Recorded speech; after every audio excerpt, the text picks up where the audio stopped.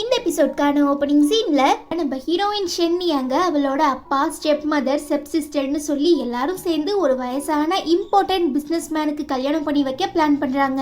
விருப்பமே இல்லாததுனால எனக்கு இந்த மேரேஜ் தேவையில்லை, வேணும்னா நீங்களே கல்யாணம் பண்ணிக்கோங்கன்னு சொல்லி கத்திட்டு அங்கேருந்து எஸ்கேப் ஆகி வெளியில ஓடி வரும்போது ஆக்சிடென்டலா ஒரு டிராஷ் கலெக்டர், அதாவது குப்பை பொறுக்கிறவங்க மேல இடிச்சிடவும் போதால்னு அவர் மேலேயே விழுந்து பச்சைக்குன்னு கிஸ் பண்ணிடுறா.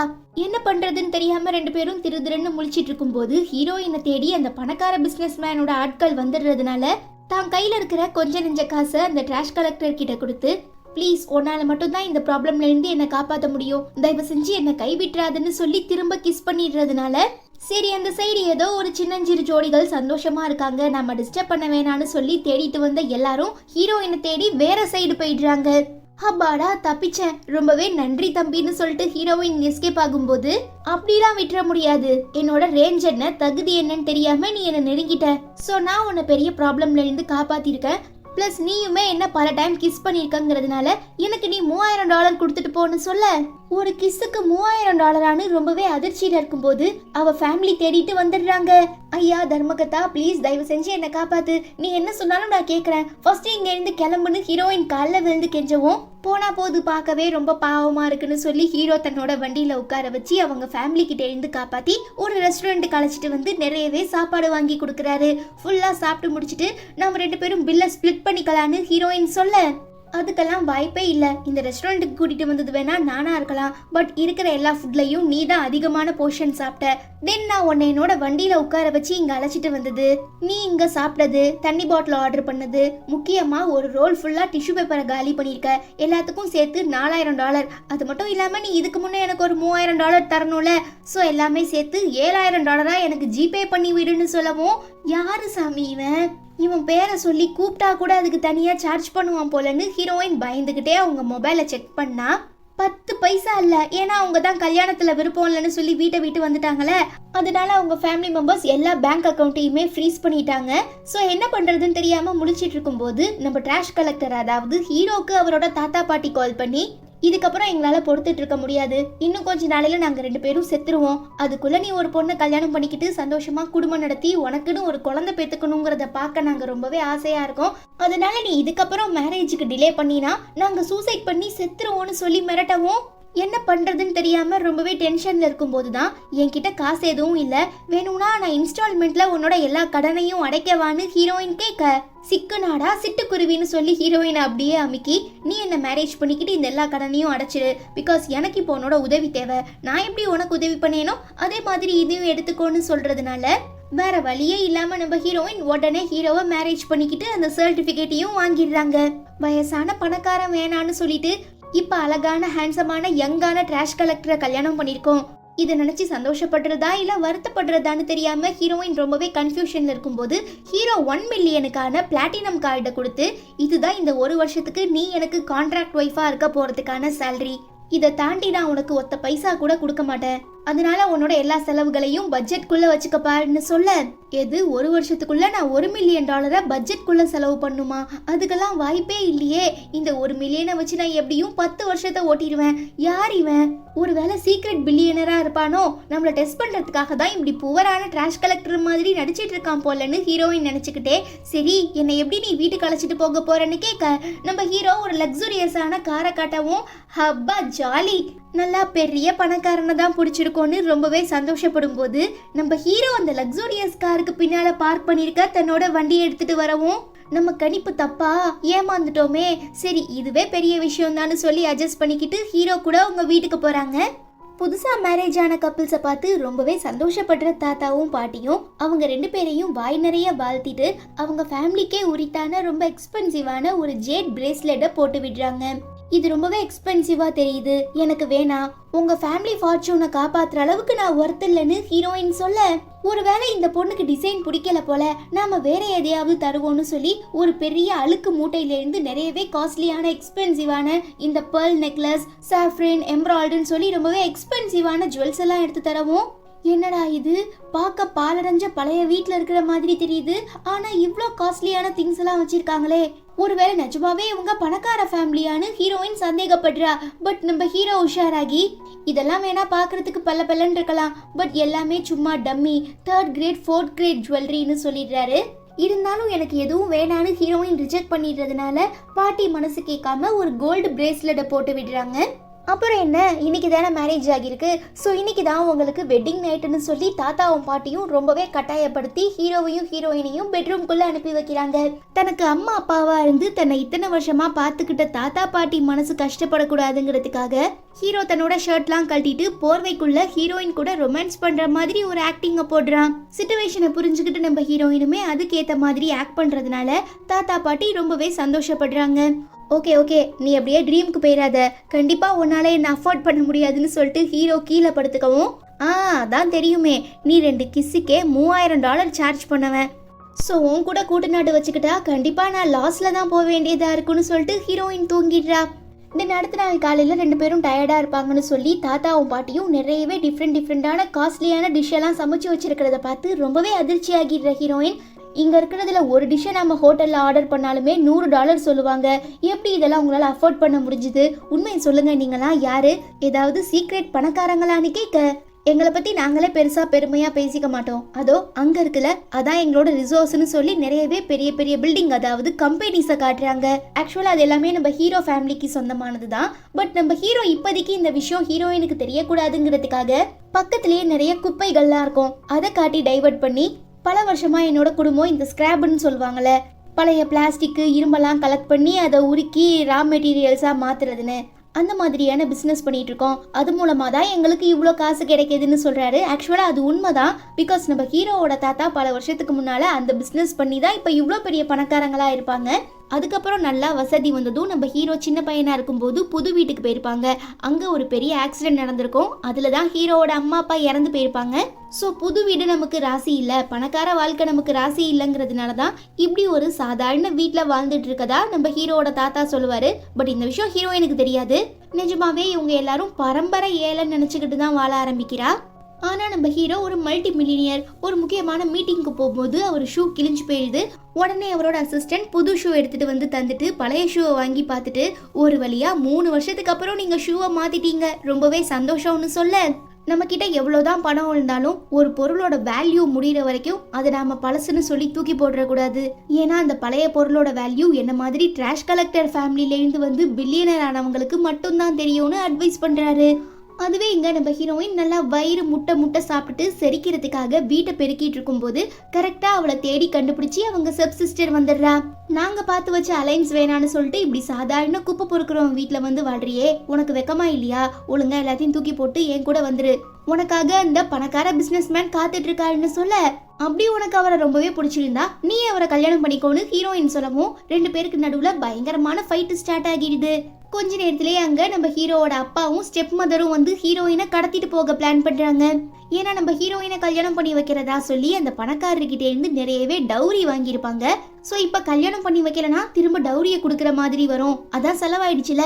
ஸோ பெரிய பிரச்சனையில மாட்டிக்க கூடாதுங்கிறதுக்காக தான் ஹீரோயினுக்கு கல்யாணம் ஆனாலும் பரவாயில்ல, எப்படியாவது அவர் கூட சேர்த்து வைக்கணும்னு சொல்லிட்டு இவங்கெல்லாம் இங்கே பிரச்சனை பண்ணிட்டு இருக்கும்போது வீட்டுக்கு வாக்கப்பட்ட பொண்ணை காப்பாத்துறதுக்காக தாத்தாவும் பாட்டியும் நல்லா பெரிய கால்ஃப் ஸ்டிக் எடுத்துட்டு வெளியில வந்து சண்டை போட ஆரம்பிக்கிறாங்க.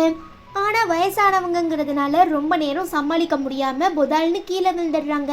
பதறி போய் நம்ம ஹீரோயின் ப்ளீஸ் யாராவது காப்பாத்துங்கன்னு கதற சவுண்டு கேட்டுட்டு பக்கத்து வீட்டுக்காரங்க உடனே கால் பண்ணி ஹீரோக்கு விஷயத்தை இன்ஃபார்ம் பண்ணிடுறதுனால கொதிச்சு போயிடுற நம்ம ஆளு உடனே கிளம்பி ஸ்பாட்டுக்கு வந்துடுறான். பட் நம்ம ஹீரோவை அந்த வயசான மிஸ்டர் கூவோட பாடி கார்டு போலன்னு நினைச்சுக்கிட்டு ஹீரோயினோட அப்பாவும் ஸ்டெப் மதரும் இதோ இந்த பொண்ணை தான் நீங்க கடத்தி தூக்கிட்டு போகணும்னு ஹீரோயினை கை காட்டிடுறாங்க. என்னோட ஒய்ஃபை கடத்த எனக்கே நீங்களாம் ஆர்டர் போடுறீங்களா? இந்த விஷயம் மட்டும் மிஸ்டர் கூக்கு தெரிஞ்சிச்சு உங்க யாரையும் சும்மா விட மாட்டாரு, இங்க இருந்து போங்கன்னு சொல்லி மற்ற பாடி கார்ட்ஸ் எல்லாரையும் வச்சு அடிச்சு விரட்டிடுறான். ரொம்பவே கன்ஃபியூஸ் ஆகிடுற நம்ம ஹீரோயின், உண்மை சொல்லு, நீ யாரு, எதுக்காக இப்படி மாறி மாறி பேசிட்டு இருக்க, நிஜமாவே நீ ட்ராஷ் கலெக்டர் தானா, இல்ல இந்த ஊர்ல இருக்கிறதுலயே நம்பர் 1 பணக்காரர் மிஸ்டர் கூவான்னு கேட்க தாத்தா பாட்டி 2 பேரும் திருன்னு முழிக்கிறாங்க. ஆனா நம்ம ஹீரோ, நீ நினைக்கிற மாதிரிலாம் கிடையாது, நான் மிஸ்டர் கூவோட பாடி கார்டு, இத்தனை வருஷமா நான் அவர்கிட்ட ரொம்பவே லாயலா வேலை பார்த்ததுனாலதான் எனக்கு ஒரு பிரச்சனைன்னு தெரிஞ்சதுமே எல்லா பாடி கார்ட்ஸையும் என் கூட அனுப்பி வச்சு உன்னை காப்பாத்த சொன்னாரு. மற்றபடி நீ சந்தேகப்படுற மாதிரி நான் ஒன்றும் பெரிய பணக்காரலாம் இல்லைன்னு சொல்லவும் ஹீரோயினுமே நம்பி ஓகே நீங்கள் எல்லாரும் சேர்ந்து எனக்கு ஒரு பெரிய உதவி பண்ணியிருக்கீங்க, ஸோ உங்களுக்காக நைட்டு நான் டின்னர் சமைக்கிறேன்னு சொல்லிட்டு பாட்டியை உள்ள அழைச்சிட்டு போய் இந்த விறகடுப்பெல்லாம் எப்படி பற்ற வைக்கணும்னு கேட்கும்போது அவங்களுமே ஃபர்ஸ்ட் ஒரு நியூஸ் பேப்பரை கொடுத்து எரிக்க சொல்கிறாங்க. அதில் கு கார்பரேஷன் அண்ட் கம்பெனியோட சிஓவான மிஸ்டர் கு சீச்சன் நாளைக்கு ஒரு முக்கியமான மீட்டிங்காக போகிறாருன்னு போட்டிருக்கு. ஆக்சுவலாக ஹீரோவோட பேருமே கு சீச்சன் தான். ஸோ எப்படி அவரோட பேரும் என் ஹஸ்பண்டோட பேரும் ஒன்றா இருக்க முடியும்னு ஹீரோயின் கேட்க, அது ஒரு நாள் என்னோட ஹஸ்பண்ட் பணக்கார கு ஃபேமிலி வீட்டுக்கு ட்ராஷ்லாம் பொறுக்க போகும்போது அவங்க பேரனுக்கு கு சீச்சான்னு பேர் வச்சதா கேள்விப்பட்டதுனால தான் எங்கள் பேரனுக்கும் ஹீரோக்கும் நாங்கள் அதே பேரை வச்சுட்டோன்னு சொல்லி சமாளிச்சிடுறாங்க. நெக்ஸ்ட் இந்த கு கார்பரேஷனோட நிறையவே முக்கியமான ஃபைல்ஸ் எல்லாம் பார்த்துட்டு இது எப்படி இங்கே வந்ததுன்னு கேட்க, அந்த கம்பெனியில் இதை தேவையில்லாத குப்பைன்னு சொல்லி தூக்கி போட்டிருப்பாங்க, அதுதான் கலெக்ட் பண்ணி எடுத்துட்டு வந்து நாங்கள் அடுப்பெரிக்கிறோம்னு சொல்லி சமாளிக்கிறாங்க. தேர்டு ரொம்பவே காஸ்ட்லியான மரக்கட்டையை பார்த்துட்டு இது எப்படின்னு கேட்க, அது தாத்தாவோட பழைய சோஃபா உடஞ்சி போச்சுன்னு சொல்லி நாங்கள் அடுப்பெரிக்க வச்சுக்கிட்டோன்னு பாட்டி சொல்லிடுறாங்க. பட் ஹீரோயினுக்கு ரொம்ப சந்தேகமாகவே இருக்கு. இருந்தாலும் நைட்டு டின்னர் சமைச்சாகணுங்கிறதுக்காக ரொம்பவே பரபரப்பாக சமைக்கும் போது தான் குக்கிங் ஒயின் தீர்ந்து போயிடுச்சுன்னு சொல்லி பாட்டி எடுக்க போகிறாங்க. அது தெரியாமல் நம்ம ஹீரோயின் வேற ஏதோ ஒரு விசித்திரமான புது வகையான ஒயின் போட்டு சமைச்சு முடிச்சு எடுத்துகிட்டு போய் ஹீரோ கிட்ட தராங்க. ஹீரோவுமே சாப்பிட்டு பார்த்துட்டு வழக்கமான குக்கிங் ஒயின் மாதிரி இது இல்லையே, வேற எதையாவது மாற்றி போட்டு என்னை கொல்ல பார்க்குறியான்னு கேட்க, அதெல்லாம் இல்லை, உங்களுக்கு நம்பிக்கை வரணும்னா நானே இதை சாப்பிட்றேன்னு சொல்லி ரெண்டு பேரும் மாற்றி மாற்றி சாப்பிட்டு கம்ப்ளீட் பண்ணிடுறாங்க. ஆக்சுவலாக அது குக்கிங் ஒயின் கிடையாது. சீக்கிரமாக இவங்க ரெண்டு பேருக்கும் குழந்தை பிறக்கணுங்கிறதுக்காக பாட்டி ஃபர்டிலிட்டிக்கான போர்ஷன் வாங்கி வச்சுருப்பாங்க, அதுதான் ஹீரோயின் தெரியாமல் கலந்துருப்பா. ஸோ சாப்பிட்டதுமே ஹீரோ ஹீரோயினுக்குள்ளே நிறையவே மாற்றங்கள் உருவாகி ரெண்டு பேரும் ரொமான்ஸ் பண்ணிடுறாங்க. அடுத்த நாள் காலையில் எதுவும் நடக்காத மாதிரி எஸ்கேப் ஆகலான்னு ஹீரோயின் ட்ரை பண்ணும்போது ஹீரோ விட மாட்டாரு. எங்க இதுக்கு தனியாக சார்ஜ் பண்ணுவானோன்னு பயந்துக்கிட்டு உன்னோட சர்வீஸ் எனக்கு சாட்டிஸ்ஃபைடாக இல்லை, என்னால் காசு தர முடியாதுன்னு ஹீரோயின் சொல்ல, ஒன்றும் பிரச்சனை இல்லை, உனக்கு சாட்டிஸ்ஃபைட் ஆகுற வரைக்கும் நாம் ட்ரை பண்ணலான்னு சொல்லி பிடிச்சி இழுக்கவும், ஐயோ எனக்கு ஒரு முக்கியமான வேலை இருக்குன்னு சொல்லி ஹீரோயின் எஸ்கேப் ஆகி ஓடிடுறா.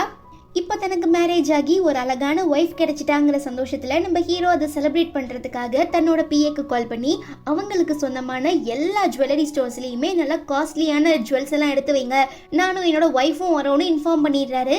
இந்த விஷயத்த ஒரு பிரான்ச்சோட மேனேஜர் சேல்ஸ் கேர்ள் கிட்ட இன்ஃபார்ம் பண்ணிட்டு வயிற்ற கலக்கிறதுனால ரெஸ்ட் ரூமுக்கு போன கேப்ல ஹீரோ ஹீரோயின் ரெண்டு பேரும் உள்ள வராங்க.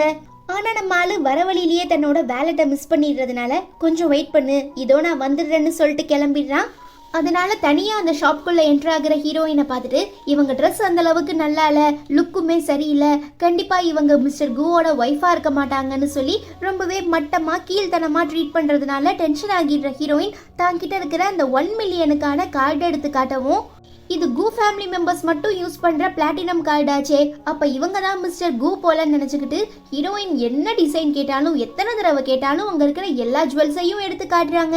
இதுதான் சான்ஸ்ன்ட்டு, எனக்கு இது பிடிக்கல அதை எடுத்துட்டு வாங்க, இதுல டைமண்ட் சின்னதா இருந்தா நல்லா இருக்கும், இதுவே பிங்க் கலர் டைமண்டா இருந்தா நல்லா இருக்கும்னு சொல்லி நம்ம ஹீரோயின் அந்த சேல்ஸ் கேர்ளை போட்டு படுத்தி எடுத்துடுறாங்க. அப்ப அந்த ஜுவல்லரி ஷாப்புக்கு யதார்த்தமா வர அவங்க சப் சிஸ்டர் போயும் ஒரு ட்ராஷ் கலெக்டரை கல்யாணம் பண்ணிக்கிட்ட இவளால இந்த ஷாப்ல இருக்கிறதுலயே ரொம்ப கம்மியான ரேட்ல இருக்கிற ஜுவல்ல கூட வாங்க முடியாது, எதுக்காக இப்படி இவளை விழுந்து கவனிக்கிறீங்கன்னு கேட்டு கலாய்க்கவும், நான் அப்பவே சந்தேகப்பட்டேன், இந்த பொண்ணு ரொம்ப தான் பந்தா காட்டுறா, இவளுக்கெல்லாம் இந்த ஷாப்குள்ள வரக்கூட தகுதி இல்லைன்னு சொல்லி ரெண்டு பேரும் சேர்ந்துக்கிட்டு ஹீரோயினை பயங்கரமா புள்ளி பண்ணவும், பாவம் என்ன பண்றதுன்னு தெரியாம முழிச்சிட்டு இருக்கும்போது கரெக்டா அந்த மேனேஜர் வந்துடுறாரு. அவருக்குமே ஹீரோயின் தான் மிஸ்டர் குவோட ஒய்ஃபுங்கிறது தெரியாது, பட் எங்க நம்ம பிஹேவியரை செக் பண்றதுக்காக மாறு விஷயத்துல வந்திருக்காங்க போலன்னு சொல்லிட்டு ஆரம்பத்துல ரொம்பவே ஸ்வீட்டா மரியாதையா நடந்துக்கிறவரு கொஞ்ச நேரத்திலேயே ஹீரோயினோட செப் சிஸ்டர் பேச்சை கேட்டுக்கிட்டு, நீங்களாம் இந்த மாதிரியான இடத்துக்குள்ள வரக்கூடாது, ஒழுங்கா இங்க இருந்து போங்கன்னு சொல்லி கட்டாயப்படுத்திட்டு இருக்கும் போது கரெக்டா நம்ம ஹீரோ வேலட் எடுத்துட்டு வந்துடவும், மிஸ்டர் கு நீங்களா, அப்ப இவங்க தான் உங்க ஒய்ஃபான்னு கேட்டு அந்த மேனேஜர் ஷாக் ஆகிடுறாரு. ஆனா நம்ம ஆளு பின்னால் நின்னுக்கிட்டு எதுவும் சொல்லாதன்னு தடுக்கிறதுனால தன்னோட அடையாளத்தை வெளிக்காட்டாம மறைக்கிறாருங்கிறத புரிஞ்சுக்கிட்டு, வாங்க மேடம் வாங்க சார் உங்களுக்கு என்ன வேணுங்கிறத சொல்லுங்கன்னு ரொம்பவே ஸ்வீட்டா பேசவும், இவ்வளோ நேரமா ரொம்பவே அக்ரெசிவா என்னை பார்த்து கடுப்பாகி பேசுனீங்க, இப்போ என்ன நல்லவர் மாதிரி நடிக்கிறீங்க, என்னங்க எனக்கு இந்த ஷாப் பிடிக்கல, இங்க எல்லாமே ரொம்ப எக்ஸ்பென்சிவா இருக்கு, நம்ம வேற ஷாப்புக்கு போகலான்னு ஹீரோயின் சொல்லவும், ஹீரோ செம்ம டென்ஷன் ஆகி மேனேஜரை முறைக்கவும், மேடம் நாங்கள் கிளியரன்ஸ் சேல் போட்டிருக்கோம், நீங்க இங்க எந்த ஜுவல்லரி எடுத்தாலுமே உங்களுக்கு 50% ஆஃபர்னு சொல்லவும், இந்த ஆஃபர் கூட நல்லா இருக்குன்னு சொல்லிட்டு நம்ம ஹீரோயின் உள்ள போய் அவங்களுக்கும் ஹீரோக்கும் மேட்ச் ஆகுற மாதிரி வெட்டிங் ரிங்கை ஷாப்பிங் பண்ண ஆரம்பிச்சிடுறாங்க. போனா போது பாவுன்ட்டு ஹீரோவுமே மேனேஜரை ஒரு டைம் மன்னிச்சு விட்டுடுறாரு. தென் ஃபைனலைஸ் பண்ண வெட்டிங் ரிங்கை 50% ஆஃபரில் வாங்கிட்டோங்கிற சந்தோஷத்தில் நம்ம ஹீரோயின் ஹீரோக்கு போட்டு விடுறா. நம்ம ஆளுமே சந்தோஷமாக அதை அக்செப்ட் பண்ணிட்டு 2 பேரும் ஒருத்தர் மேலே இன்னொருத்தருக்கு இருந்த காதலை ரொம்ப ஹாப்பியாக ஷேர் பண்ணுறாங்க. இந்த எபிசோட்கான ஓப்பனிங் சீனில் நம்ம ஹீரோயின் கிட்ட தேவையில்லாமல் வாயை கொடுத்து வம்பலை மாட்டி அசிங்கப்பட்டு அவமானத்தை தாங்கிக்க முடியாத ஸ்டெப் சிஸ்டர் இந்த விஷயத்தை பேரண்ட்ஸ் கிட்ட சொல்லி அழுது ஆறுதல் தேடலான்னு வந்து பார்த்தா அந்த குடும்பத்தை நான் தான் மிஸ்டர் கூன்னு சொல்லி ஏமாத்திட்டு இருக்கவர் உட்கார்ந்துருக்கமோ. இப்ப என்ன சொல்லி சமாளிக்கிறதுன்னு தெரியாம திருதிருன்னு முழிக்கிறா.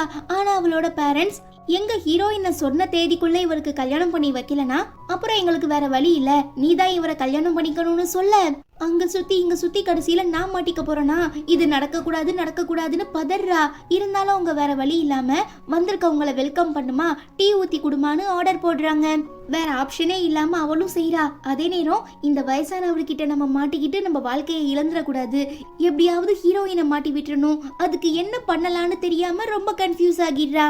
இது எதுவும் தெரியாம பாவம் நம்ம ஹீரோவை ரொம்ப பிடிச்சு போயிட்டதுனால எப்படியாவது ஒரு உஷார் பண்ணிடணும்னு சொல்லி ரொம்பவே ரொமான்டிக்கா கிளாமரா ட்ரெஸ் பண்ணிக்கிட்டு பல கனவுகளோட காத்துட்டு இருக்காங்க. பட் அவர் வர லேட் ஆகிடுறதுனால பாவம் குழந்தை அசதியில் அப்படியே தூங்கிடுறா. நம்மாலுமே புரிஞ்சுக்கிட்டு அவங்களுக்கு தட்டி கொடுத்து கம்ஃபர்ட் பண்றாரு. இதுதான் சாக்குன்னு சொல்லி ஹீரோயின் நல்லா டைட்டா ஹக் பண்ணி 2 பேரும் நல்லா தூங்கிடுறாங்க. அடுத்த நாள் காலையில ஹீரோயின் முன்னாலேயே எழுந்து ரொம்ப சூப்பரா ட்ரெஸ் பண்ணிக்கிட்டு மேக்கப்லாம் பண்றதை பார்த்துட்டு என்னாச்சுன்னு ஹீரோ கேட்கும் போதுதான் நான் ஒருத்தர் கூட டேட்டுக்கு போறேன்னு ஹீரோயின் சொல்ல நம்ம ஆளுக்கு பக்கோன்னு ஆயிடுது.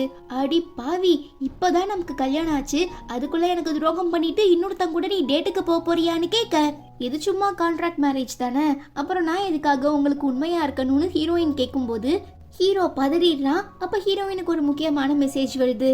சும்மா சொன்னேன், பயந்துட்டீங்களா? எனக்கு கூ கார்பரேஷன்ல ஒரு வேலை கிடைச்சிருக்கு. ஸோ இன்னைக்கு தான் என் ஃபர்ஸ்ட் டே. அங்கே ஒர்க் பண்ணுற என்னோட ஃப்ரெண்டு தான் என்னை பிக்கப் பண்ணுறதுக்காக வராரு. ஸோ பத்திரமா கிளம்பி நீங்கள் வேலைக்கு போங்க, நாம ஈவினிங் மீட் பண்ணலான்னு சொல்லிட்டு வழக்கத்துக்கு மாறா பச்சைக்குன்னு கிஸ் கொடுத்துட்டு ஹீரோயின் கிளம்பிடுறாங்க. மொதல் தடவையா தன்னோட ஒய்ஃப் தன்னை கிஸ் பண்ணிட்டு போயிருக்காங்கிற சந்தோஷத்தை கொண்டாடுறதுக்குள்ள ஒருவேளை அவ எனக்கு துரோகம் பண்ணிட்டு போயிட்டா என்ன பண்றதுன்னு பதறி போயிடுற நம்ம ஹீரோ உடனே வெளியில வந்து பார்க்கும்போது ஹீரோயினை பிக்கப் பண்ணி ஆஃபீஸ்க்கு அழைச்சிட்டு போறதுக்காக அவங்க சைல்ட்ஹுட் ஃப்ரெண்ட் ஜியான் நிறையவே ஃப்ளவர்ஸ் பொக்கேலாம் வாங்கிட்டு வந்திருக்காரு. இதை பார்த்து ஜெலஸ் ஆகிடுற நம்ம ஹீரோ, என்ன செல்லம் சாப்பிடாமலே வேலைக்கு போனா எப்படி, உள்ளவா பேசிட்டே சாப்பிடலான்னு கூப்பிடவும் யார் இவன் எதுக்காக ஒன்றை தடுக்கிறான்னு ஜியான் கேட்க, நான் தான் உன் பெஸ்ட் ஃப்ரெண்டோட ஹஸ்பண்ட், இங்க பாரு மேரேஜ் சர்டிஃபிகேட் கூட இருக்குன்னு சொல்லி காட்டவும் ஹீரோயின் ரொம்ப ஆக்வர்ட் ஆகிடுறாங்க. ஓகே தம்பி நீ கிளம்பு, நான் ஹீரோயினை பார்த்துக்கிறேன், அப்புறம் நம்ம தாத்தாக்கு பூக்கள்னாலே அலர்ஜி, ஸோ இது நமக்கு வேணான்னு சொல்லி ஹீரோ அந்த பொக்கேவை தூக்கி போட்டுடுறாரு. ஆனா மனசு கேட்காம நம்ம ஹீரோயின் ஜியான் நீங்களுமே வாங்க வீட்டுக்குள்ள வாங்கன்னு சொல்லி பிரேக்ஃபாஸ்ட்டுக்கு இன்வைட் பண்ணவும் இதுதான் சாக்குன்னு ஜியானுமே உள்ள வந்துடுறான்.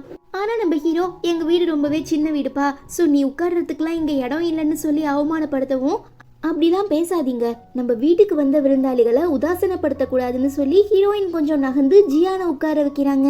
அங்கே இருக்கிற ஃபுட்டெல்லாம் பார்த்துட்டு நீ டெய்லி இதை தான் சாப்பிட்றியான்னு கேட்கவும், இல்லை இன்னைக்கு கொஞ்சம் ஒர்க்காக இருந்ததுனால நான் சமைக்க முடியல, அதனால தான் இன்னைக்கு வெறும் வெஜிடபிள்ஸ் சாப்பிட்றோம், மற்றபடி நாங்கள் நல்லாவே சாப்பிடுவோன்னு ஹீரோயின் சொல்லவும், ஒருவேளை உனக்கு எங்கள் வீட்டு சாப்பாடு பிடிக்கலனா நீ தாராளமாக இங்கேருந்து கிளம்பலான்னு ஹீரோ சொல்கிறாரு. நான் கேட்டதையே நீங்கள் தப்பாக புரிஞ்சுக்கிட்டீங்கன்னு நினைக்கிறேன். இங்கே இருக்கிற எல்லா ஃபுட்டுமே ரொம்ப காஸ்ட்லி, எப்படியும் ஒரு பிளேட் $1,500 வரும். அதுலேயும் முக்கியமாக இந்த மாதிரி ஏ கிரேடில் இருக்கிற காய்கறி எல்லாத்தையும் கூ ஃபேமிலியை சேர்ந்தவங்க மட்டும்தான் சாப்பிடுவாங்க.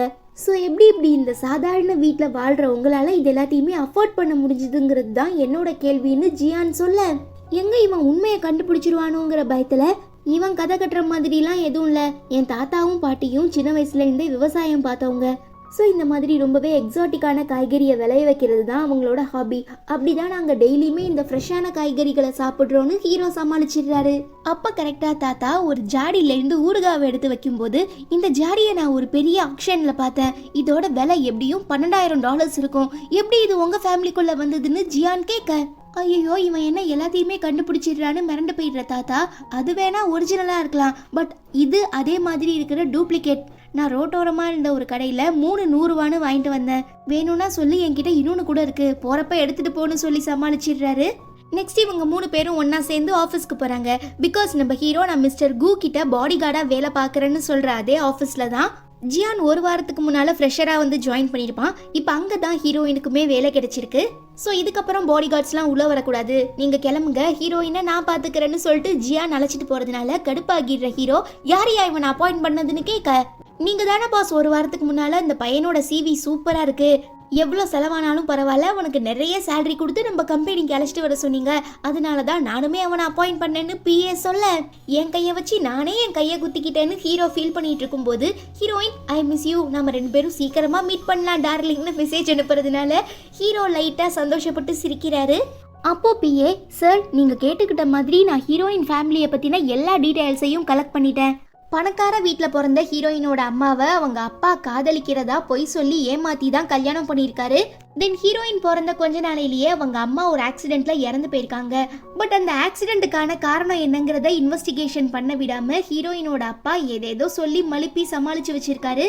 அது என்னங்கிறத இப்போ நாம கண்டுபிடிச்சிட்டோம்னா ஹீரோயினோட அம்மா எதனால செத்தாங்க, எப்படி செத்தாங்க, அதுக்கு யாரெல்லாம் காரணங்கிறத கண்டுபிடிச்சிடலாம். அதுக்கான ஆக்ஷன்ல நான் இறங்கிட்டேன்னு சொல்றாரு.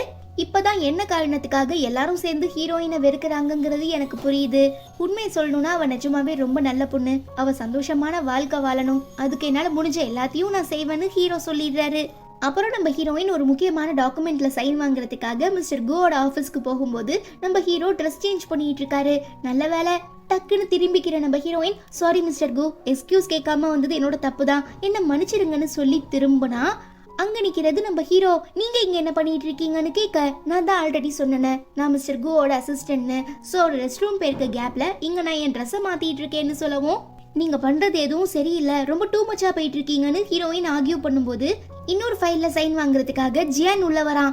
மாட்டிக்க கூடாதுங்கிறதுக்காக நம்ம ஹீரோ டக்குன்னு ஹீரோயினை பிடிச்சி இழுத்து பெஞ்சு கீழே உட்கார வச்சிடுறாரு. ஏன் இப்படிலாம் பண்றீங்க, இதெல்லாம் ரொம்ப தப்புன்னு ஹீரோயின் பேசும்போது அவங்கள அமைதியாக்குறதுக்காக டக்குன்னு நம்மளால கிஸ் பண்ணிடுறாரு. என்னடா இது, டெஸ்க்கு கீழே இருந்து ஏதோ சத்தம் கேக்குதே, என்னவா இருக்குங்கிறது தெரிஞ்சுக்கிறதுக்காக ஜியான் பக்கத்துல வரும்போது சரியான நேரத்துக்கு உள்ள வர ஹீரோவோட பிஏ, அது ஒண்ணும் இல்ல, எங்க பாஸ் ஒரு பூனைக்குட்டி வளர்க்குறாரு, அந்த பூனைக்குட்டி எங்கேயாவது போய் மாட்டிட்டு இருக்கோம், பிரச்சனை இல்ல, பாஸ் வந்து பாத்துப்பாரு, இங்க வாங்க நான் உங்களுக்கு வேற அசைன்மெண்ட் வச்சிருக்கேன்னு சொல்லி நைஸா பேசி வெளியில அழைச்சிட்டு போயிடுறாரு.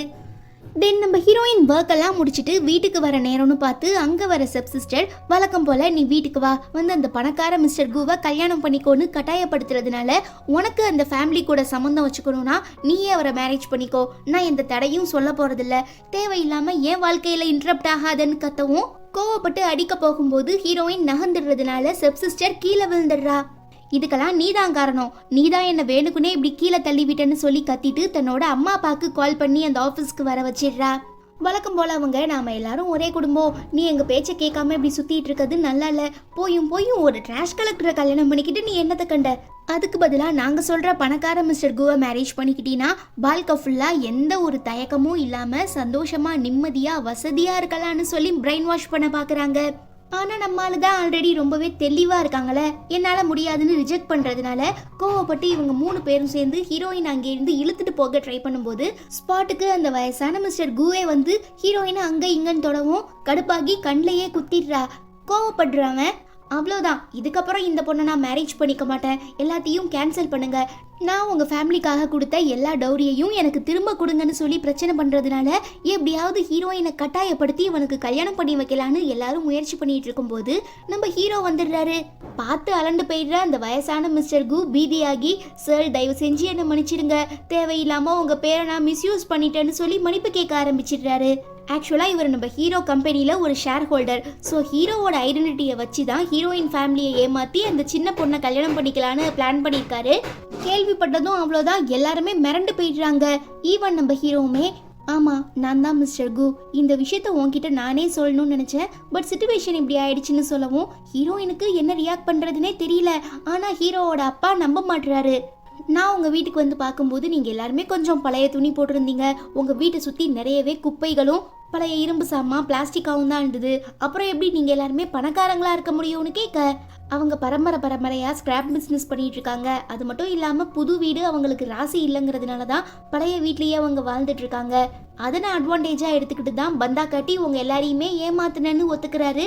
தொக்கா மாட்டிக்கிற ஹீரோயினோட அப்பா இந்த சிச்சுவேஷனை தனக்கு சாதகமா பயன்படுத்திக்கிட்டு அதான் அவங்க 2 பேருக்கும் மேரேஜ் ஆயிடுச்சுல, ஸோ என் பொண்ணுக்கான டவுரி எனக்கு வேணும், எனக்கு இவ்வளோ பணம் வேணும், இவ்வளோ நகை வேணும்னு கொஞ்சம் கூட கூச்சநாச்சம் வெக்கமே இல்லாம ஹீரோ கிட்ட டவுரி கேட்குறாரு.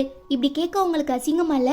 என்னைக்காவது நீங்க எனக்கு ஒரு நல்ல அப்பாவா நடந்துக்கிட்டீங்களான்னு ஹீரோயின் கேட்கவும், என்ன இருந்தாலும் நான் உன்னோட அப்பா, உன்னை மேரேஜ் பண்ணிக்கிறவங்க கிட்ட டவுரி கேட்கறதுக்கு எனக்கு எல்லா உரிமையும் இருக்குன்னு சொல்ல ஹீரோயின் ரொம்ப கோவப்படுறாங்க.